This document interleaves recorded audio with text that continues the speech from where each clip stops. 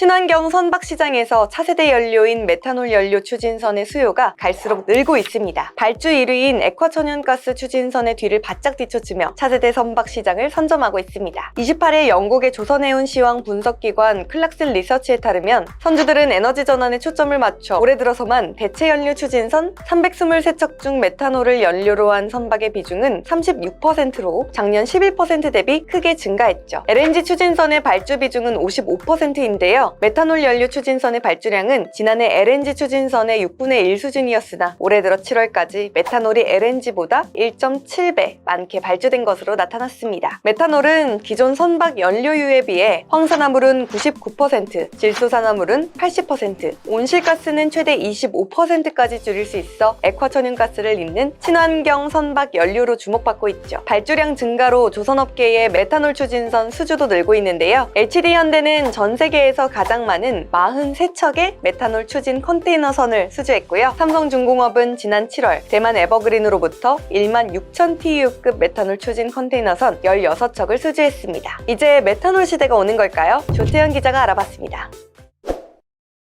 이번에 살펴볼 내용은 메탄올 추진선입니다. 여기에 사진이 딱 나오죠? 머스크. 이 머스크가 뭐냐? 일론 머스크 아니고요. 덴마크에 있는 세계 최대의 해운 회사입니다. 해운사 가운데 최초로 메탄올 추진선을 발주했고요. 그리고 최근에 이걸 인도를 받았습니다. 누가 만들었냐? HD 현대가 만들었죠. 세계에서 메탄올 추진선 분야에선 가장 앞서 있는 게 우리나라 기업들입니다. 최근에 중국 업체들이 조선 시장에서 1위를 차지하고 있다. 점유율이 절반을 넘었다. 이런 보도들이 나오고 있지만 현재 흐름을 본다면은 이 점유율은 그렇게까지 중요해 보이지는 않습니다. 당연하지만 국내 업체들이 1년에 만들 수 있는 선박의 숫자에는 제한이 있거든요. 이미 국내 업체들은 2-3년치 일감을 모두 다 수주를 한 상태입니다.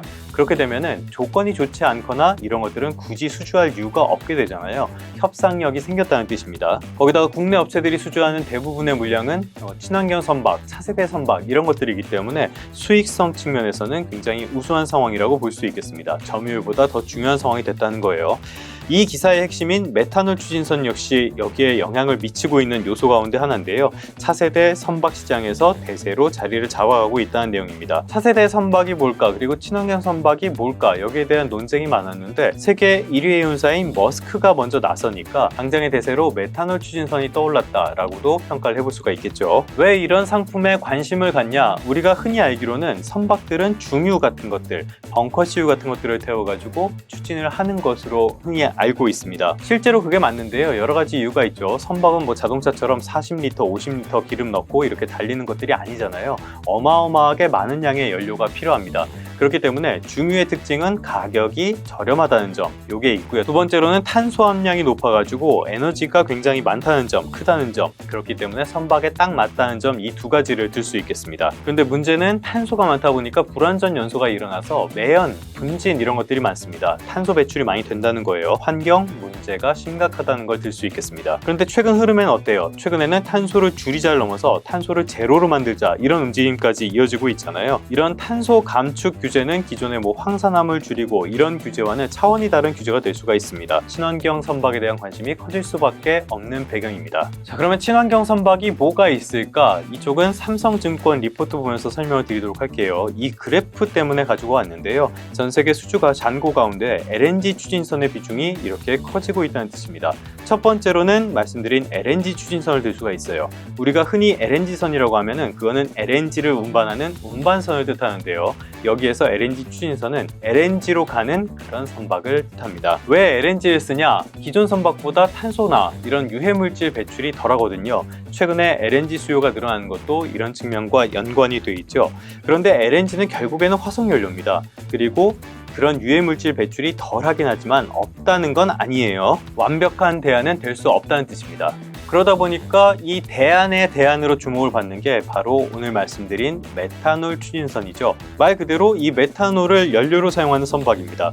환경오염이 LNG 추진선보다도 더 적다고 해요. 거기다가 끓는 점이 상온 20도거든요. 그러다 보니까 LNG는 영하 100도 이하로 가야지 액화가 가능하고 거의 영하 200도까지 만들어야 되죠. 이런 거에 비해서는 관리나 보존, 이송 같은 것들이 훨씬 편하다는 겁니다. 저장도 편하겠죠. 제가 장점을 위주로 말씀을 드렸는데 당연히 장점만 있는 거 아닙니다. 심각한 단점들도 있어요. 일단은 에너지 밀도가 낮아서 연료 탱크의 크기를 키워야 됩니다. 이 말은 뭐예요? 결국에는 물건을 실을 공간이 더 적어진다는 뜻이니까 이거는 운임 원가가 오른다는 뜻과 같습니다. 거기다 아직은 메탄올을 충전하고 이렇게 할 수 있는 인프라 자체가 상당히 부족한 것도 단점이라고 할 수 있겠습니다. 그런데 이런 단점에도 불구하고요, 환경 오염을 더 많이 줄일 수 있다. 그리고 무엇보다 차세대 선박 가운데서 기술적으로 가장 앞서 있다. 이런 점이 지금의 대세를 형성하는 데 영향을 미쳤다라고 볼 수 있겠습니다. 결론입니다. 친환경 선박 쪽에서도 사실 다른 대안들도 많이 있습니다. 예를 들어서 수소 추진선 같은 게 있겠죠. 그런데 이런 수소 추진선 같은 것들은 아직 갈 길이 조금 더 많이 남아있는 상태입니다.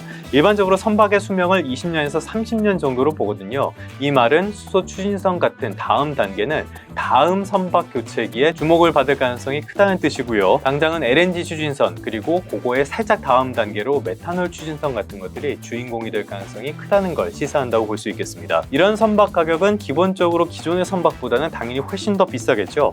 그리고 기술력 측면에서도 국내 기업들이 많이 앞서 있는 분야입니다. 그렇기 때문에 국내 업체들의 실적 개선, 중장기적인 실적 개선을 기대해봐도 좋지 않을까 조심스럽게 말씀을 드리겠습니다. 그러면 성공 투자하시고요. 다음 시간에 다시 뵙도록 하겠습니다.